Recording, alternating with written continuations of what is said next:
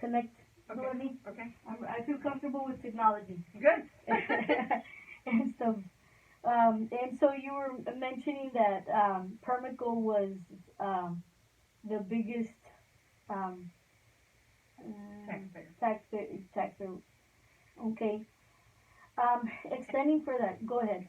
The economic benefit, and again, why the comptroller says yes to this is it's supposed to increase about 75 new salaried positions long term, not just the construction, but this is on an ongoing basis with a minimum annual of $60,000. That So it's going to bring in 70 some jobs, and possibly, if we have the appropriate housing for it, could also increase our enrollment numbers as well. we're hoping, but there's no projections from the city or anyone how that's going to impact the housing. We're hoping that developers are going to want to come in now, knowing that this big plant is coming out here, and maybe add another subdivision. So then that's also the ripple effects of each of those things that happen, right? That's very unique. Thank you so much. Do you have any ideas on how the? I'm sorry. Let me go back. Yeah. Um, what percentage of the district budget is just dedicated to administrative costs? 13.8%, which is a little high, but again, it's because we're such a small district. TEA wants it at about 11.51, I believe, based on our district. We have actually lowered that last year. From this year, we dropped administrative costs by 115,000, and it dropped our percentage by almost 0.5%. So we're moving toward improving. So and so you're saying it's 13.84%. Okay, so 0.5% is actually a lot, because that's what 26. You know that at least what 4% overall, even though it's 0.5 in comparison to the whole. So $30 million. Yeah. So wow, that is good. Do you have any ideas as how the district could be able to reduce it? That's what we're doing. We're number one. We're looking at coding people correctly. Yes. Like Miss Silvas is mainly CNI, curriculum and instruction. Before I got here, she was totally 41, but she's not. Kelsey is 41 because she's HR, but Miss Silvas, at least half of what she does is Function 13, curriculum and instruction, and maybe the other half HR. So we split coded her, and that helped. I mean, it didn't save us any money, but it made us more accurate, and it looks better because it reduced that rate. So, thank you. So a lot of the times what you're saying is also the teams, the coding and stuff.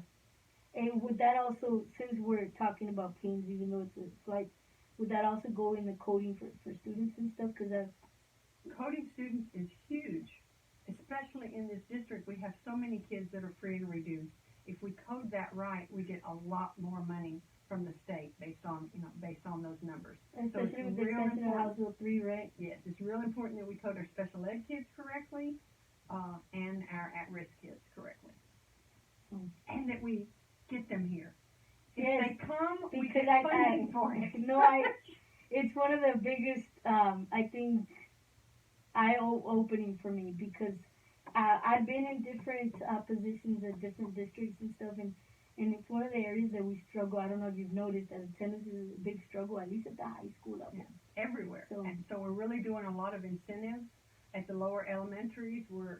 I've gave everybody a little pot of money to maybe buy, a kid a bicycle at the end of the year if he was in perfect attendance. And let's say we had 9 kids in perfect attendance all year, then they draw a name, and that is huge with kids. Because next year they're going to say, I want to be in that drawing. So, it really incentivizes them to come to school. Yes. Please explain the superintendent's role in preparing the budget and monitoring the budget. I help him. Technically, by law, he is responsible, but he delegates most of that authority to me. But we meet weekly. I send him reports on where we are. Monthly, I report to the board on budget, and like December's board meeting, September through November is 25%. That was 3 months. So I showed them that every function should be at or below 25%. And I think there were 3 that were over. You, as a principal and assistant principal, understand that a lot of what we do, we buy at the very beginning because we want the kids to have it in hand. So a lot of times that if it's a little over the normal 25%, it's because we're buying supplies and books and stuff to get it in the kids' hands that first quarter. And then it starts to even out throughout the next month. But we monitor it. I monitor it on a daily basis. Every purchase order that comes through this district, I have to approve. So it's monitored. And then if there's any issues, then I'll get with Dr. Moreno. Okay, thank you. Please give examples of 3 or 4 unfunded or underfunded mandates that impact our district. I'm sure you have more than 3. Well, I found a really good document, and this was for the legislation, and there's about 100. About 100. Probably over 100. I don't know. Look at the pages. I actually have a copy of this, and it was part of our reading. So, which ones would you say the biggest? Dropout strategy that cost us about $300,000. We have a whole department. We have a whole department dedicated to dropout recovery. That's truancy. Yes. So that's huge. 300,000. That is wow. DAEP is another biggie. That's about 150,000.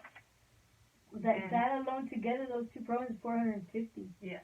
And one, because I have problems giving a dollar amount on one of these, but the 22-to-1 is huge.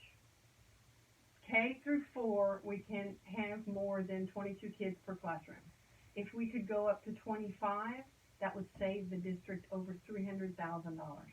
That's 1% by itself. 1% of our budget for that one unfunded mandate. And if there's 100 or so, it's hard for me to determine what percentage of our budget is unfunded mandates. I'd have to go through every single one of these, have a number pushed to it. But I would think 15 to 20% of our budget is unfunded mandates. That would be also salaries, supplies, everything. Wow, that is very interesting. But don't hold me to that 20%. No, I know, I understand. Well, I'm very specific. I back up stuff. I understand. I understand because they'll ask me, I deal with testing and stuff, and they're like, well, how many students? And it's like, it's a revolving door sometimes because, I lost a student yesterday, but tomorrow I'm going to gain 3 more, so I have to revamp it and stuff, and so it's very, to put that, write it down and stuff. And then in trying to explain the percentages and how they fluctuate and so forth for it. Please estimate how much of our total budget is spent, That's okay. What strategies do we implement to mitigate the impact of the unfunded mandates? Mainly staying abreast of current,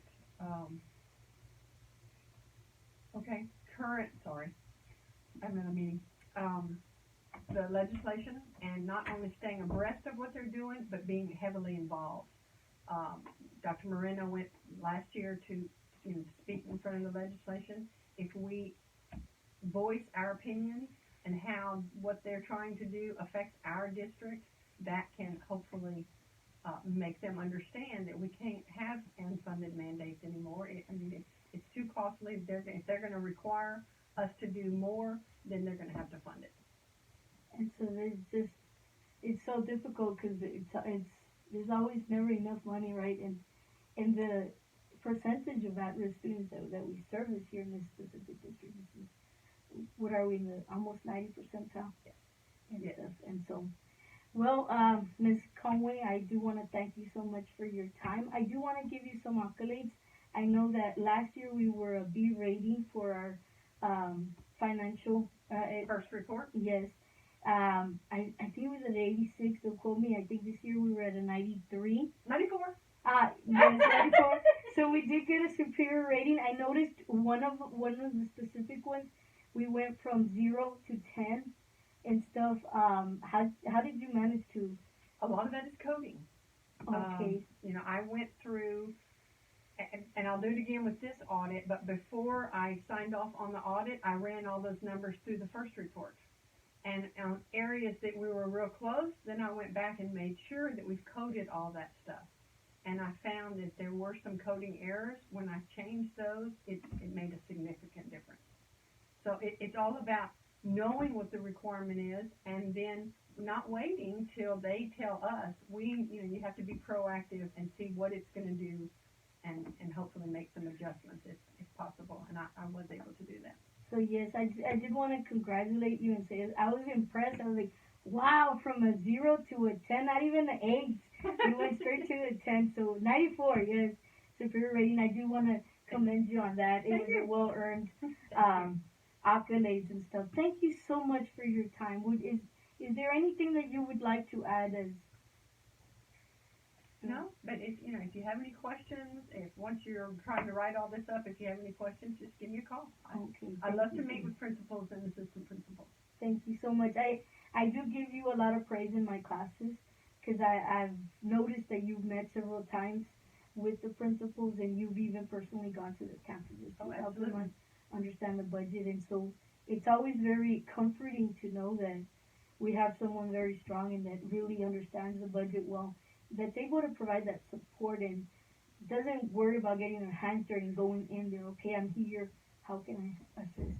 It's really important that all CFOs do that, because it's real easy to sit here and crunch numbers all day long, but if you don't know why you're crunching those numbers and see those beautiful little faces, I like getting out there, because that's what we're here for. I can sit here and do my work all day long, but it doesn't really have the purpose until you go out and see how it affects kids.